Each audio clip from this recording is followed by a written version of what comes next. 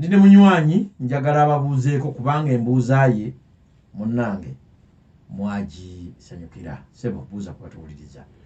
Weewaawo bw'owulira abakooko olw'ekirya miti muno mwe twadda onyooma kirala enjala tenyoomwa manya lwokyo nti ebyaliwo ku Nanteetolo lwakamanye Busagala lwali lutale enjala mwe yakaabiza bamwetimba Bujumbi akayirigombe abantu kye baba balya buli kye baakubangako emmunye wamma n'ebitaliika awo ab'emitima egitamenyeka kye baba basooka okugwa ebyo nno bikondobya ng'obyekaniikiridde ng'akabiika ku nkanaga.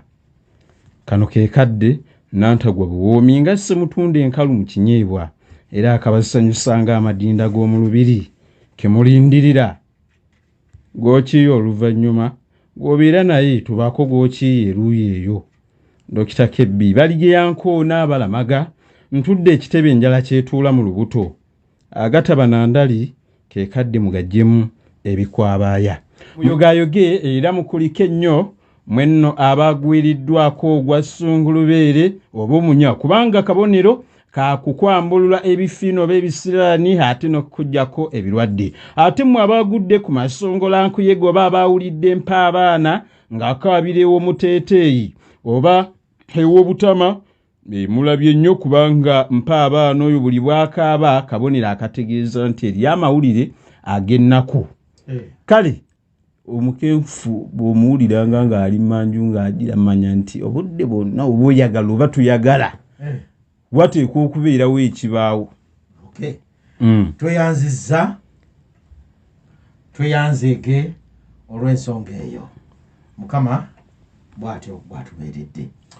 Kenya okuva ku Tuesday twava wano ku Sunday atuga nti akalulu kagenda kubwa era Bannayuganda balina essuubi simanyi lwaki ate nga balonda president wa Kenya. Gwe kikyolaba mu kalulu ako? Era bw'otunuulira wano ewaffe ate ffe twakaagadde nnyo n'okusinga akaawano. Nze njagala kaawano naye atoba nnyo kubanga naye ebiriwo kaakano bw'otunuulira omukenkufu ndowooza enkola y'abantu bali tukkirize tugaane nnungi oba oli awo kuyaawano. Obulungi siina bwe nnyinza kugamba bw'otandika okugamba taatawo nti mubi simanyi ky'oba oli. Either senguka genda eri obeera eri toyina kubyogerako ebyo eri kati yogera eriyo kyenvudde nkuwa kazini. Kaakati omukenkufu bw'otunuulira entegeka y'akalulu keeri abeeri bategese ng'ekituufu kiri nti baakola memorandum of understanding nabana ab'amawulire nga akalulu kano bwe kabeera nga kakubibwa kalagibwa lwatu so si bino ewaffe ate n'ekirala akalulu kaabwe balwawo nga beeteekateeka naye nga bategeka amakubo amatuufu ag'okulaba nti akalulu kabiira ka bwenkanya. Tetunnagamba nti kayinza okubeera nga ko tekaliimu birumira nedda. Okimanyi nti gye gakoma okuba obwenkanya siringa wagira obu naye gye gakoma okuba obwenkanya n'okuluma obulumi tetunagaana basinze n'oyo kuba kati Ruto singa balangirira Raila Odinga obulumi n'abantu we banaabeera nabo obubanyiti bungi abaluto kubanga essuubi lyabwe buli lukya lyeyongera nti bawangula